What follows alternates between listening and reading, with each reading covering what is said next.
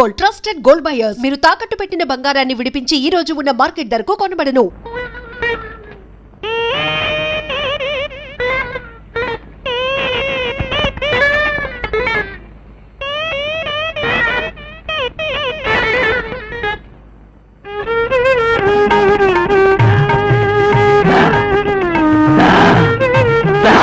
అదేంటి బర్రెలాగా దా అద్దా అంటావు?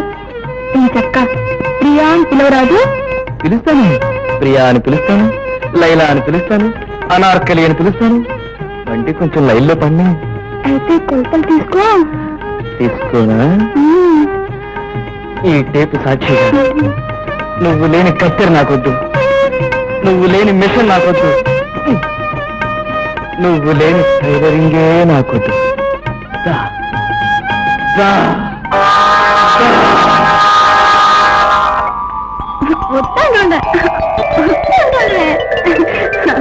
కత్తి వద్దంటుండే.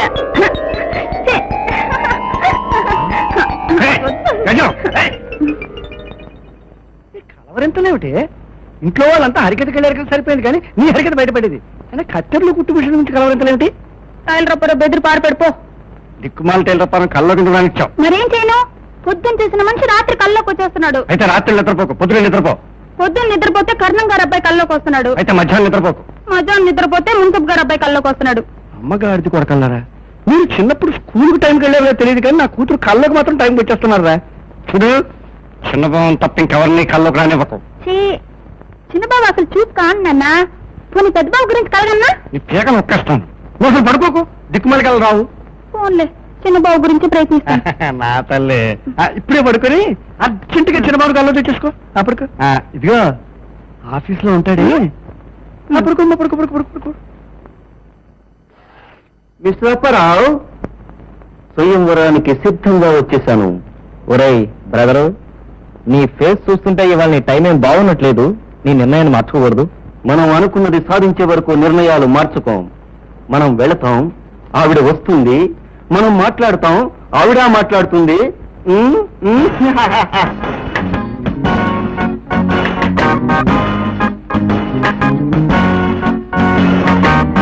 చూడండిరా, ఊకేస్తాను. ఏంటి అలా పడిపోయారు? దీనికి ఇబ్బంది వెళ్ళారా?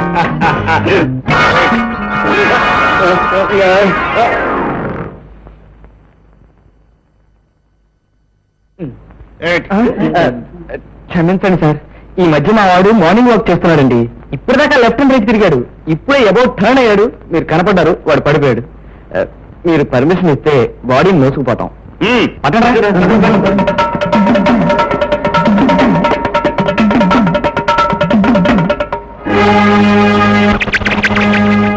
ఇక్కడి మెతుకుల కోసం మీ లీడర్ని చేరిన పక్షి గురించి ఎందుకంటే అంత ఆందోళన పడుతున్నారు? సుధా, సమస్యలతో పోరాడి పోరాడి కష్టపడి స్వర్గం లాంటి ఇంటిని నిర్మించుకున్నాను. నాకున్న ఆస్తి, ఆ ఇంటిలో శాంతి, మా అందరి మధ్య ఉన్న అన్యోన్యత, ఆప్యాయత అయిపోతే నేను భరించలేను, బ్రతకలేను. పాలకుండ లాంటి మా కుటుంబంలో మళ్ళీ వాడు ఏ క్షణంలో ఉప్పురాయి వేస్తాడోనని నా భయం. భయం అన్న మాట మీ నోట వినడం నాకు ఆశ్చర్యంగా ఉంది. వాడి సంగతి నీకు తెలియదు సుధా. మీ సామర్థ్యం నాకు తెలుసు. చూడండి, నాకు మా ఇంట్లో లేని మనశ్శాంతి, ఆప్యాయత మీకున్నాయి. అందుకు నేను చాలా సంతోషిస్తున్నాను. అవి పోయే పరిస్థితి వస్తే మీరే కాదు, నేను కూడా భరించలేను. మీకు తోడుగా నేనున్నాను. సుధా, ఏమిటండి ఆలోచన? తొందరగా చేయండి. ఏంటి మీరు చెప్పింది చేస్తారా? అలా అయితే నాకు అక్కర్లేదండి. బాబు, కుర్చీ కావాలి. అంతే. ఏమిటయ్యా పని చేసుకుంటున్నావా? ఆహా, నువ్వయ్యా మనిషి అంటేను, ఇదయ్యా ఆఫీస్ అంటేను, ఇవయ్యా అకౌంట్లు అంటేను. చూడలుడు, ఈ ప్రపంచం అంతా కంచుగాగడబట్టి వెతికినా నీలాంటి మంచి మనిషి కనిపిస్తాయా?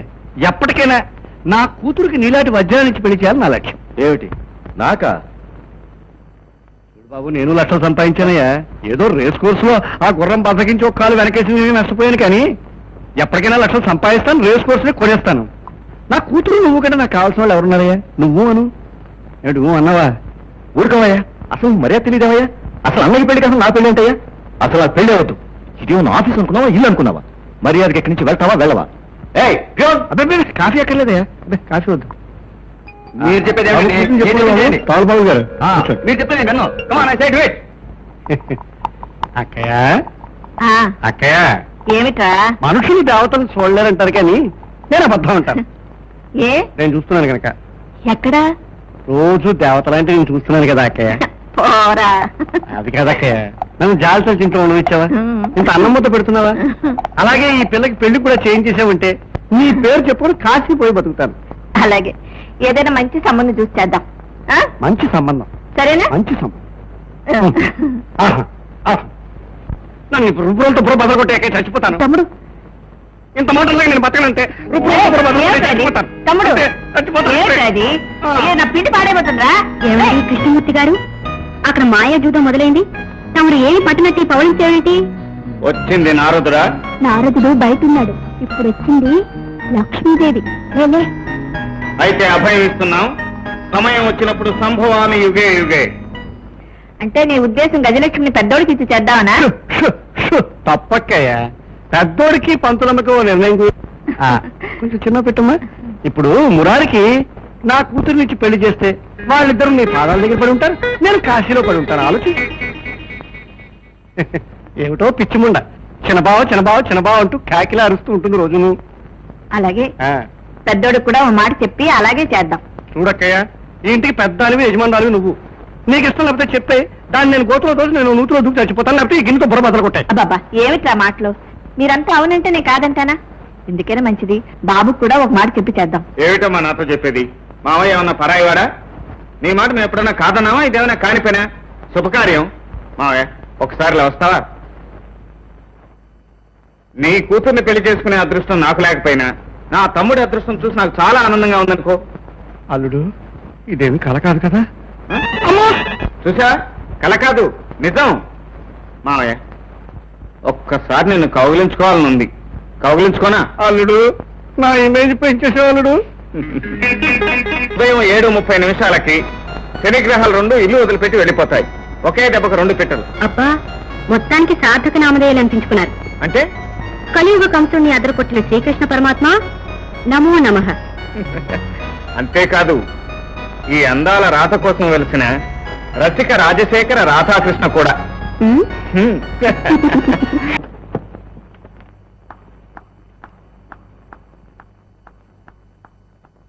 ఆగు.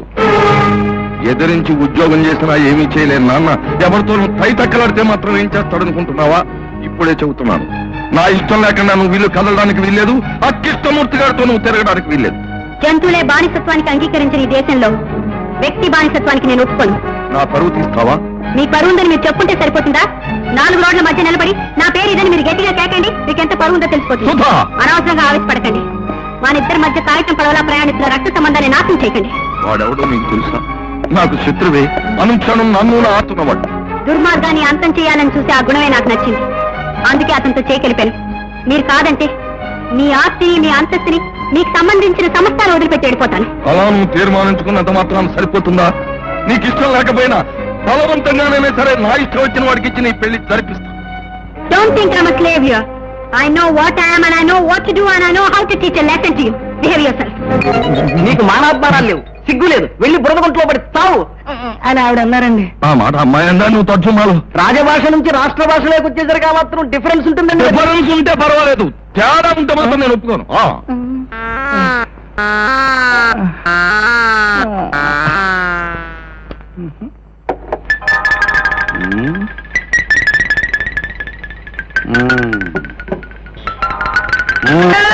ఏయ్, పగిలిపోయిన ఈ సీసాలేంటి, ఈగలేంటి, దోవలేంటి? అబ్బబ్బబ్బ, దోమలు కదండి, మంచం తెలిపినండి, నల్లులండి. ఏయ్, సీసాలు పగిలిపోతాయి. మీకేం కావాలి సార్? ఉండు, మా స్పెషల్ ఆఫీసర్ వస్తున్నాడు. స్పెషల్ ఆఫీసర్ ఉండాలా అండి? స్పెషల్ ఆఫీసర్ దేనికుంటాడు? మున్సిపాలిటీకి ఉంటాడు. నీకు అసలు లైసెన్స్ ఉందా? షాపుకి లైసెన్స్ ఉండరా సార్? ఉండాలా? ఉండాలి. ఇదిగో మా ఆఫీసర్ వస్తున్నాడు, నీ కొట్టి ముగించేస్తాను. అది ఇప్పుడు ఇక్కడికి వస్తారా సార్? లేకపోతే నేను ఎందుకు వస్తానయ్యా? మీరెవరు సార్? నేనా? మున్సిపాలిటీనయ్యా, మున్సిపాలిటీని. ఇదిగా నాకు లింకా ఇచ్చే ప్రయత్నం చేస్తున్నట్టున్నావు. నేను చస్తే తాగను. ఆ?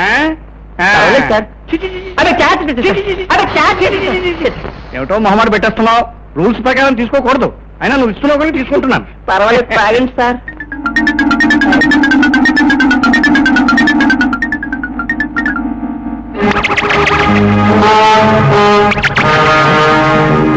అదే సార్ మీ ఆఫీస్ ఇంకా రాలేదు కదా సార్. రాకపోవడం ఏంటయ్యా, ఆవిడే మా ఆఫీసరు. దారితో వెళ్ళిపోతున్నట్టుంది, వెళ్ళి తీసుకొస్తాను. దారిలోనే సర్దుబాటు చేసేయండి సార్. సర్దుబాటు చేసేస్తాను. నువ్వేం కొట్టు పెట్టా, నీ లైసెన్స్ అక్కర్లేదు. ఆగే వ్యాపారం చేసుకో. ఆయ్.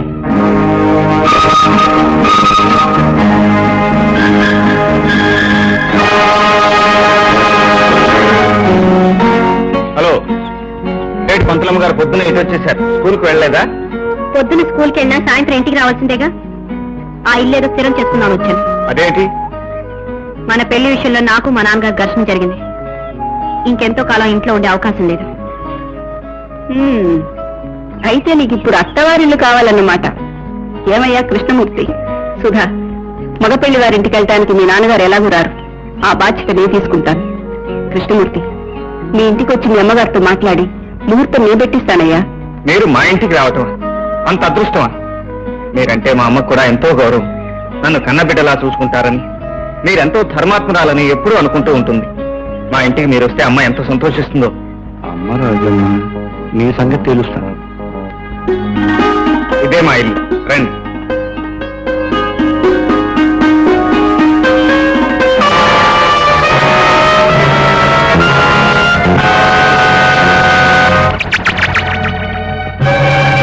ఆగిపోయావే? ధైర్యం ఉంటే లోపలికి అడుగు పెట్టు. మానాభిమానాలు ఉన్నదానివైతే నా ముఖంలోకి చూసి మాట్లాడు.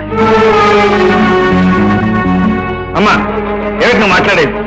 ఎవరిని చూసి ఎవరనుకుంటున్నావో, ఎవరిని గురించి మాట్లాడుతున్నావో నీకు అసలు తెలుసా? తెలియంది నీకురా. అది ఎవరు, దాని చరిత్ర ఏమిటో, అది ఎందరి జీవితాలు బలి తీసుకుందాం తెలియంది నీకురా. అమ్మా, దేవత లాంటి మనిషిని పట్టుకుని ఏమిటా మాట? దేవత కాదురా, దెయ్యం. కావాలంటే ఎదురుగానే ఉందిగా, నోరెత్తి చెప్పదు. రజనీదేవి గారు, ఎంతసేపు అలా మౌనంగా నుంచుంటారు? నా కుటుంబానికి మీకు సంబంధం ఏంటి?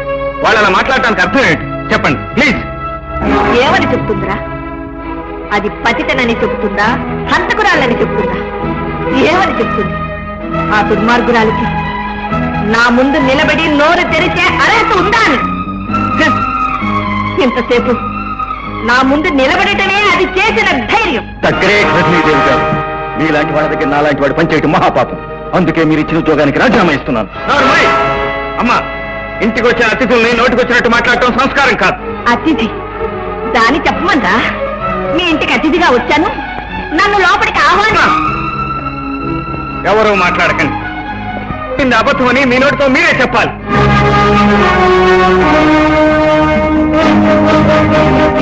చెప్పండి ప్లీజ్. ప్లీజ్ మేడం, చెప్పండి.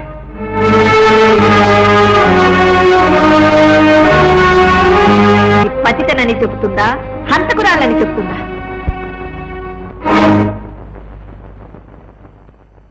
రజనీదేవి గారు, మౌనంగా ఉండడం మనిషికి చెలుబాటు కాదు. ఈ ఆవేదన వెనుకున్న ఆకారాన్ని గుర్తించేమని సంజాయిషి చెప్పుకోను.